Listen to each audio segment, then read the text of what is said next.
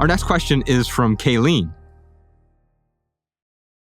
This is Kayleen from Burbank.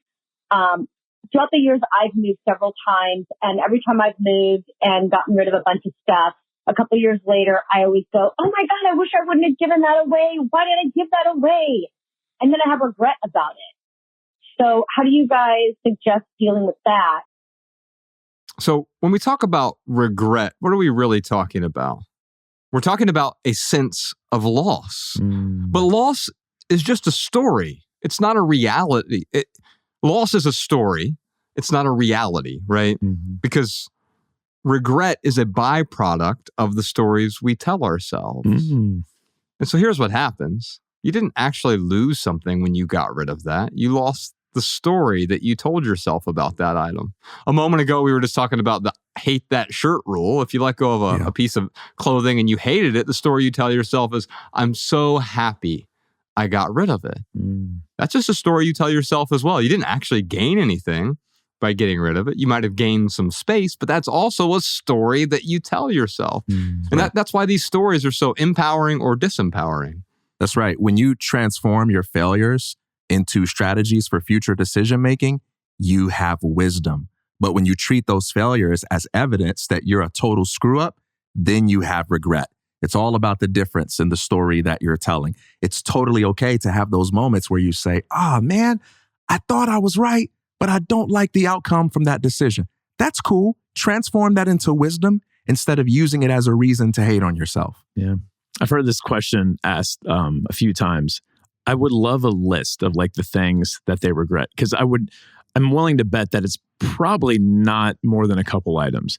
And the thing is when we do tell ourselves the story that Kayleen is telling herself, and I've told myself this story too, it makes me hold on to everything just in case, which is like, that gives you permission to hold on to everything. And if you start down that road, then you're going to have way more items you don't need than you need 1, 2, 5, 10 years from now. And the story we tell ourselves before we even let go of it is, I'm going to regret this.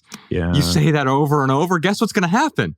You are going to regret it. But if the story is, I'm going to feel so free when I let go of this. I'm going to feel so free when I let go of this. I'm going to feel free if I could just let go. Now all of a sudden I let go of it. What do I feel?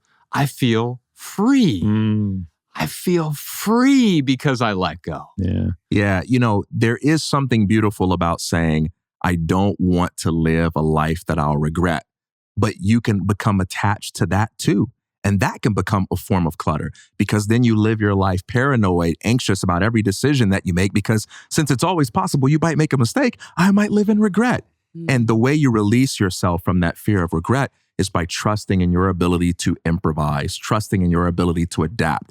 I make my decisions not from perfect knowledge, but from an honest understanding of where I am today and from a willingness to change in the future when I get feedback from the outcome.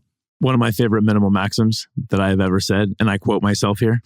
Wait, this is Ryan Nicodemus quoting Ryan Nicodemus. If I die without any regrets, I'm really going to regret that. I love it. But let me unpack that. What that means is like, if I truly died without any regrets, it means I didn't take enough chances. Come on. And if I didn't take enough chances, I'm really going to regret that. So it's okay to have a little bit of regrets. As long as you learn from those regrets to live a better life and to make better decisions, then that's okay. Like, regrets are not a bad thing. They don't feel good at the time. But like you said, man, like, it's something we can learn from. Now, Kayleen, if she's got a list of 100 things that she got rid of and she's like, oh, there's 100 things I shouldn't have got rid of, then I would say, okay, maybe the boundaries that you're setting up for yourself, maybe you got to revisit those to see if you're, letting go of the appropriate things. Or sometimes life just changes. And that's okay too. Like that's a constant. It's always going to change. There are different seasons, and holding on to everything though, just in case for those seasons that show up, or I guarantee that would cause more overwhelm than having to replace something for less than $20 in less than 20 minutes, aka the 20/20 rule. That's right, the just in case rule. Here's what I'll tell you about regret in my own sense, in my own personal life. I've let go of a lot of things. And I don't regret letting go of any of them. However, there are certainly things I've let go of that I have regret at some point. But if I hold on to the regret, that's when the regret becomes a problem. So what you're saying is she's so good at letting go she can just let go of that regret if she wants to. Spot on. That's great, man. Spot on. Kayleen, I'm going to send you a copy of our book, Everything That Remains. Ryan and I wrote this almost a decade ago now. Actually, we wrote it a decade ago. It came out almost a decade ago. It's a story about changing the stories we tell ourselves about what it means to be successful, about what it means to hold on, what it means to let go, and the stories that we associate with those. So if you enjoy our podcast, I think you'll enjoy the audiobook version of Everything That Remains. It's my favorite book that we've ever written. Or if you want the book or the ebook version, I'll be happy to send those to you as well. Did you enjoy this standalone Patreon highlight? If so, you can listen to full episodes of the Minimalist Private Podcast, available exclusively on Patreon. Visit patreon.com/theminimalists or click the link in the description. Your support keeps our podcast and YouTube channel 100% advertisement free.